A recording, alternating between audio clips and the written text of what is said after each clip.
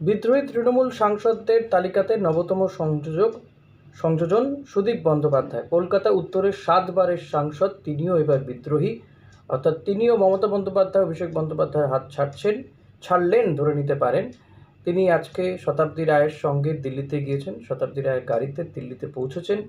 ভূপেন্দ্র যাদব কেন্দ্রীয় মন্ত্রী, বিজেপি নেতা, তার সঙ্গে বৈঠক করেছেন এবং বিদ্রোহীদের যে তালিকা, যে সংখ্যাটা, সেই সংখ্যাটা 19 থেকে বেড়ে 20-21ও হতে পারে।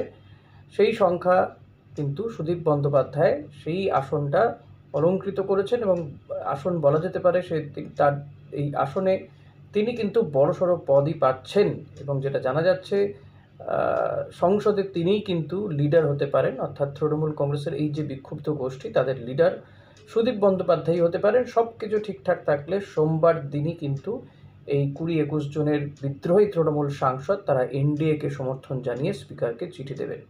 যদিও এতদিন তারা বলে আসছিলেন যে তারা চিঠি দিয়েছেন, স্পিকারকে চিঠি দিয়েছেন, স্পিকার কিছু জানায়নি। 19 জন সাংসদের সাইন করা, যদিও সেই তালিকা প্রকাশ্যে আসার পরে একটি সংবাদ সংস্থা প্রকাশ্যে নিয়ে আসছে, সেখানে দেখা যাচ্ছে অনেকজনই সাইন করেননি, কারো কারো সাইন আবছা, এরকম বিতর্ক রয়েছে।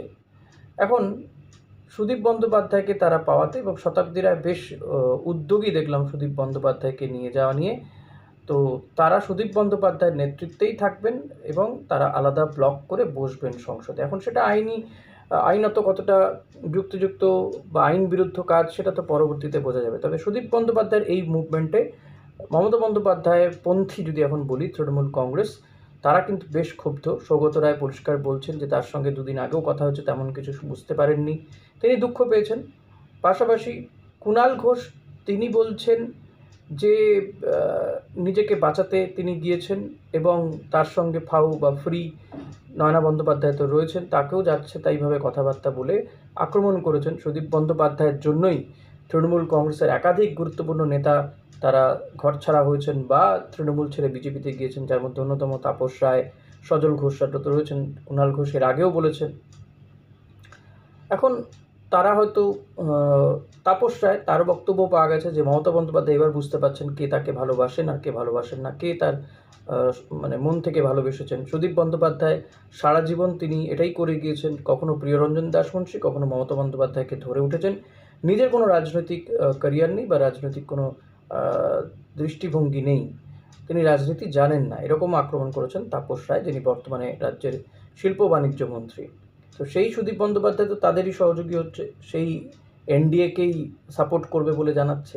সব কিছু হিসেব কি গুলিয়ে যাচ্ছে, তো গোলাবে আরও গোলাবে। শুনুন, তো এহানো সুদীপ রায়কে পেয়ে শতাব্দী রায়ও খুব উৎফুল্ল, সুদীপ বন্দ্যোপাধ্যায়কে পেয়ে শতাব্দী রায়। এবং শোনা যাচ্ছে যে সুদীপ বন্দ্যোপাধ্যায় যদি লিডার হন তাহলে শতাব্দী রায় তিনিও একটা পদ পেতে পারেন, তার বা ডেপুটি হতে পারেন। তো সেই কারণেই বোধহয় শতাব্দী রায় এতটা উদ্গ্রীব। কোথাও গিয়ে এই যে তাদের যে নতুন নব্য তৃণমূলের যে সংসদীয় যে ব্লক, সেই ব্লকেও কি বিদ্রোহ দেখা দিল? কারণ এরা তো কাকলি ঘোষ দস্তিদারের নেতৃত্বে বেরিয়ে গিয়েছিল। কাকলি ঘোষ তো সর্বপ্রথম তিনি তৃণমূল কংগ্রেসের একাধিক পদ ছেড়ে দেন।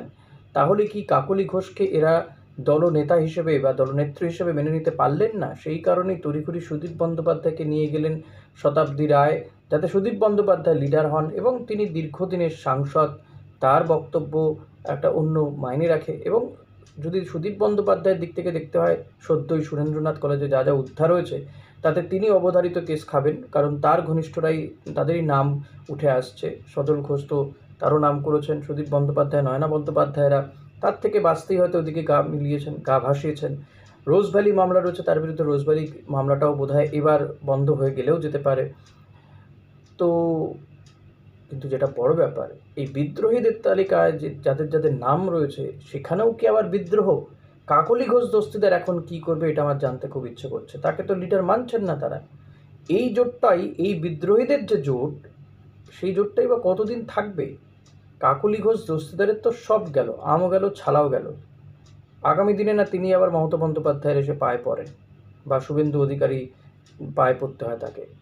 এমনিতেই শুভেন্দু অধিকারীর সঙ্গে যোগাযোগ রেখেই চলছেন। এবং এই যে বিদ্রোহী তৃণমূলের সংসদীয় দল, পরিষদীয় দল, এটা এর পেছনে যে কার হাত রয়েছে, কার পা রয়েছে, কার মাথা রয়েছে, সেটা বুঝতে আর কারো অপেক্ষা নেই, মানে বোঝার অপেক্ষা নেই। এবং এটার পেছনে শুধু যে শুভেন্দু অধিকারী তা নয়, তার পেছনে ভূপেন্দ্র যাদব, তার পেছনে আবার নিশিকান্ত দুবে রয়েছে, আরও অনেকে রয়েছে বিজেপির তাবুরও নেতারা। তারা এখন দাবি করছেন তৃণমূলকে ভাঙাতে তারা সফল হয়েছেন। কিন্তু যেটা রাজনৈতিক মহলে কান পাতলে শোনা যাচ্ছে যে এই বিদ্রোহী সাংসদদের একটা সময় কিন্তু সবই যাবে। কারণ কল্যাণ বন্দ্যোপাধ্যায় বলেছেন যে এই সমস্ত নেতাদেরকে কেউ নেবে না, বিজেপি নেবে না। অর্থাৎ বিজেপির কার্যসিদ্ধি হয়ে গেলে এই সাংসদদের কিন্তু ছুঁড়ে ফেলে দেওয়া হবে। তাদের বিরুদ্ধে মামলা হবে, তদন্ত হবে। তারা না পারবে মমতা বন্দ্যোপাধ্যায়ের সঙ্গে আসতে, না পারবে বিজেপির সঙ্গে যেতে। ফলত এখন হয়তো কেউ কোনো মামলা থেকে বেরিয়ে যাবেন, বেঁচে যাবেন, কিন্তু আগামীতে এদের ভবিষ্যৎও কিন্তু অনিশ্চিত। তবুও তারা আগুনে ঝাঁপ দিচ্ছেন। দেখা যাক কী হয়। গত কয়েকদিন আগেই নরেন্দ্র মোদীকে কটূক্তি করছিলেন, সমালোচনা করছিলেন, আক্রমণ করছেন। তারা হয়তো আগামী কয়েক সপ্তাহ পর থেকে নরেন্দ্র মোদীর পুজো করতে শুরু করে দেবেন। সেটা বিজেপির নেতারা কতটা মেনে নেবেন সেটা বিজেপির নেতারাই বলবেন। তো সব মিলিয়ে কাকলি ঘোষ দস্তিদারের মুখটা এবং তার বক্তব্য আমার জানবার খুব ইচ্ছে রইল যে তিনি আসলে সুদীপ বন্দ্যোপাধ্যায়কে কি তিনি মেনে নিচ্ছেন?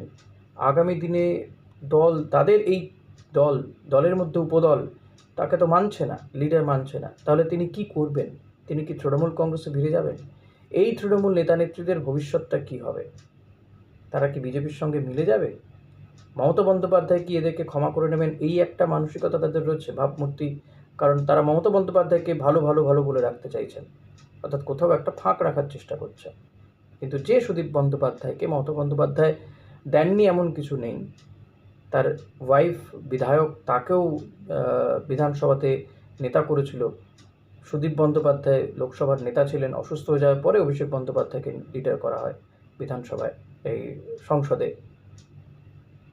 তো এহেন সুদীপ বন্দ্যোপাধ্যায় তিনি এবার বিরোধীদের, মানে তৃণমূল বিরোধী বা বিক্ষুব্ধদের দলে নাম লেখালেন। কুণাল ঘোষ তিনি কিন্তু একেবারে চাঁচাছোলা ভাষায় বলেছেন যে মমতা বন্দ্যোপাধ্যায়ের এটা প্রাপ্য ছিল, তিনি পাচ্ছেন। যাদের জন্য তিনি করেছেন, যাদের জন্য আরও বেশ কিছু ভালো নেতাদেরকে তিনি তাড়িয়েছেন বা চলে যেতে বাধ্য হয়েছে যারা, তারাই আজকে তাকে ছেড়ে চলে যাচ্ছে। এটা মমতা বন্দ্যোপাধ্যায়ের প্রাপ্য ছিল হয়তো। যাই হোক, সোমবার দিন এই বিক্ষুব্ধ তৃণমূল নেতারা স্পিকারকে চিঠি দেন কিনা, তারপরে কি করেন স্পিকার, এদের জন্য আলাদা ব্লকে ব্যবস্থা করেন কিনা, কোথায় তারা বসেন, আইনি কোনো পদ রয়েছে কিনা, তৃণমূল কংগ্রেসই বা কী পদক্ষেপ করবে, মমতা বন্দ্যোপাধ্যায় কী পদক্ষেপ করবে, সেটাও কিন্তু দেখার বিষয়। আজকেই মমতা বন্দ্যোপাধ্যায় বাড়িতে জরুরি বৈঠক হয়েছে। যদি সেই বৈঠকে কী আলোচনা হয়েছে সেটা এখনও পর্যন্ত বেরিয়ে আসেনি। দেখা যাক। আজ এখানেই শেষ করছি। ভিডিওটা ভালো লাগলে লাইক করবেন, শেয়ার করবেন, চ্যানেলে নতুন হলে সাবস্ক্রাইব করবেন। Thank you.